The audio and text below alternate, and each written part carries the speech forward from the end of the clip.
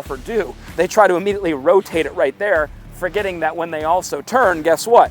See ya inside. So the downswing comes in narrower. But then on the backswing, show me the backswing.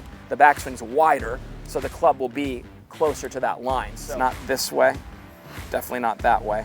It's just that trigger finger going in this direction. So if it's feeling that left pocket turn out of the way as I'm pulling that left arm through. That's what's gonna help square the club face up.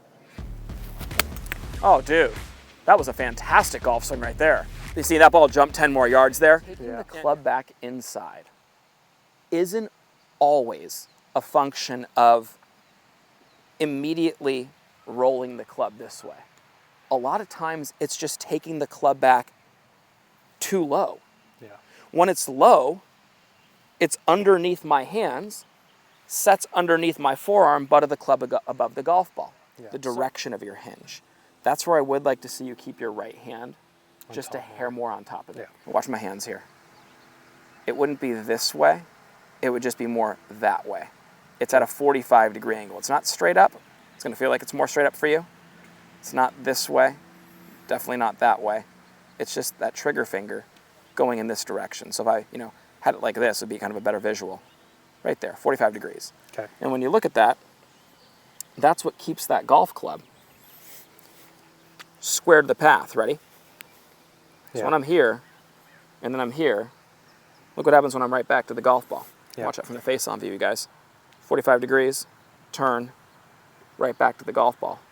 Okay, whereas if I have any of that, and I have no manipulation, that way, right? So that's going to require a little toss over. So just right here, let's see what you got with that. It's almost like the feeling of when you're hinging it, the butt of the club doesn't immediately go to the target, but it stays facing the inside of your left hip a little longer. There it is right there. Way better. That was best swing of the day right there. Yeah. If this is down the line right here of my feet, there's a spot in my mind just out in front of my hands right here that I need to see that club in my peripheral vision hit before I made my big turn to the top. Does that make sense? Yeah. So it's like, if I were to hold this golf club right here, this is down the line of your hands. I want to see that club head just on that side and then make the big turn to the top. So watch, do a couple rehearsals like that. Kev, get right down the line here of the club. So I got this right down the line of his hands. I'm right there. So he's going to feel like the club's out there. Now blend that all together from the beginning. There it is. Like that's the feel. And this is what I would do early in the season for you. So go ahead and set up there. And I'm going to get you the right distance. Take the club back. Typically it's about 3 feet right of the body. Yeah, so like watch, I'll go like right here. And I'll just put this in the ground here. And what's nice is you can just feel from there. It's so far away, you guys, that I have this, like I said, it's like 3 feet behind him. So it'll only affect his backswing because the backswing is wider. And then what happens is coming down, the swing narrows. It won't even sniff the downswing, okay? So I go right in between the feet and the ball, find the midpoint, right? I'll come back about 3 feet, and the reason being is that's at the point right there where the golfer has this affecting their takeaway, but not affecting their downswing. So go on the front view there, Kev, and show them come on the way down, kind of rehearse the downswing. See, the downswing comes in narrower, but then on the backswing, show me the backswing. The backswing's wider, so the club will be closer to that line. So once again, exactly, it'll affect, and then I do it, guys, right about knee high. Okay, that's something that just helps out a lot right there. So it gives him accurate feedback. Because if he were to take it inside, he would obviously nick that orange line there. For our viewer, notice how the tip of that orange rod is directly in the middle of his feet and the ball. And I have it located at about knee high. Way better. I know that was a bad ball. Much better swing than that. I want you to pay attention to one thing. Look how little my lower body's turning. It's turning, but 90% of my turn, 10% of it's happening right here. 90% of my turn is happening from here to the top, okay? So getting that club set a little more on top of that line and then making the big turn. Those backswings are much better, bud. I think there's two parts to you keeping that club set on plane.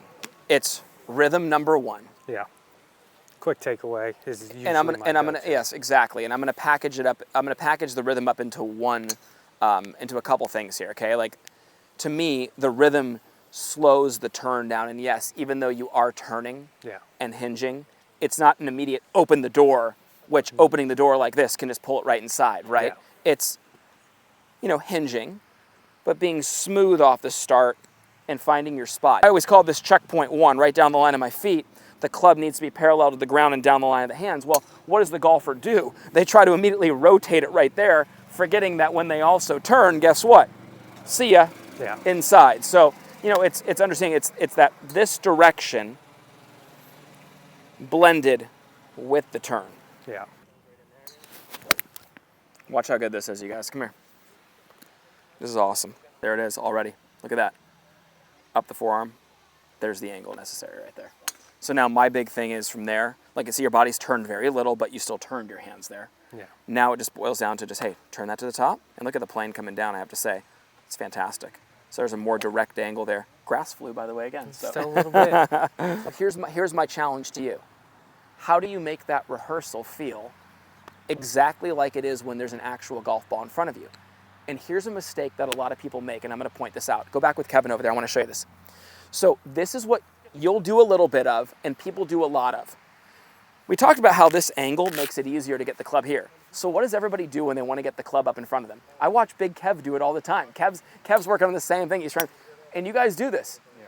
You'll pick the club up right here, and then do it. And I'm like, well, of course it's going to get right to where it needs to be. Yeah. And you're not turning. So it just becomes like this. You can do that all day long. Rehearse it from the golf ball.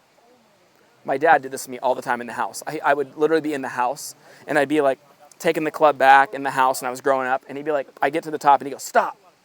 And I go, okay. And he'd go, do you feel that if I put a ball down in front of you, you could actually rip that golf ball through the wall as hard as you would normally hit the golf ball out on the golf course? And I go, no. And he goes, that's a complete wasted rehearsal. He goes, what gives, man? Make it realistic. He goes, act like there's a ball there, do it from the golf ball, engage, make it at the same exact pace. You know what I mean? See how that one, that was me actually like about to hit a golf ball, checking it and making sure it was there. More of this, right? So our rehearsals from now on. You too, Kev. And what do? We look back. I'm okay with looking back and checking it a little bit to make sure I'm hitting the spot, but then there needs to be a number of them done where you're looking at the golf ball. Why? Because that's what you're going to do when you actually take the swing. And that's where sometimes just putting the phone behind you, filming it, and checking your rehearsal, and then being like, oh, okay, I did a number of them, that's the feel, that looks good. The club's in front of my hands, up my forearm. That's the way to work at it. So challenge here, very realistic rehearsals as if the golf ball is right in front of you. Feel like you're not just engaging it with your core, but you're mentally engaging the shot as if you're gonna hit it, okay? It's a big one. It's gonna help you too, buddy. Yeah. Kev's soaking it up back here, shaking his head like, I can tell you can't wait to get that golf club back in your hand. Yeah. Wheels are turning for Big Kev. Awesome job. But to kickstart that downswing, here's what I'd like to see. Once you get that golf club set, I want to see you really feel like the left side of your body drives everything through. Now, think about what I just said. It's not as simple as just pulling the back of the left arm down. The face stays open. Yeah. It's feeling that left pocket turn out of the way as I'm pulling that left arm through. That's what's going to help square the club face up. So when you get into this position, watch. This is me really, hip and grip. Ready? Set it. And that hip and grip pull through. And you can see that left hip pulls back as my lead arm comes through, and I'm really opened up at the point of impact. Yeah. That right there can give you a little more zip to that swing. Yep. And, one thing that you're going to look forward to here with a little bit more added angle, you're going to be able to have a little bit more pop to the golf swing, okay? So really try to feel like you swing the handle, turn that left hip behind you. Exactly. If there was a wall right here, okay, let's use this. This is the wall right here, all right? I want to feel when I'm at impact, my left hip is at its deepest point. Like it could not rotate anymore. Yeah. And then I go right to my finish, but the left hip's already there. my hands arrive up against that wall at the same time, Yeah. right? So obviously the hands have to have some speed in order to get there. Oh, dude, that was a fantastic golf swing right there. That See, felt that good. was you putting it all together right there. That was like, you see that ball jumped 10 more yards there Yeah. and dead on line. And what's really important about that, what's important to understand is when I do this correctly, look at, when that belt buckle moves back on my belt line, the hip goes back, I'm rotating in a way that keeps me in posture also. Yeah. So I'm maintaining my posture, constant rotation, and that's what allows you to be free of any manipulation.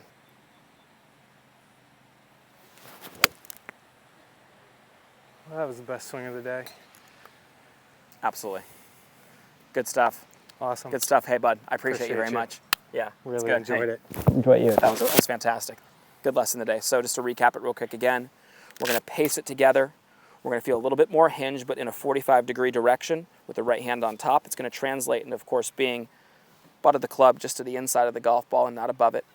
So with a little bit more hinge, a little better rhythm off the start, a little bit thoughtful of the direction you hinge it, that's going to help you a lot. Now, once that club gets on plane from the top of your swing, like you said, feeling the oblique, feeling the side of your body, really pull the handle through as that left hip goes back, drive the club down into the ground, get some divots, Awesome. compress that ball, hit it farther this year. At Porzak Golf, we take a lot of pride in having developed some of the best and most consistent golf swings on the planet. We do this through simplicity. Our Full Swing Masterclass will take you on a step-by-step, easy-to-understand process on how to get your golf swing better than ever. Join the many before you who've utilized our Full Swing Masterclass to take their games to the next level and beyond.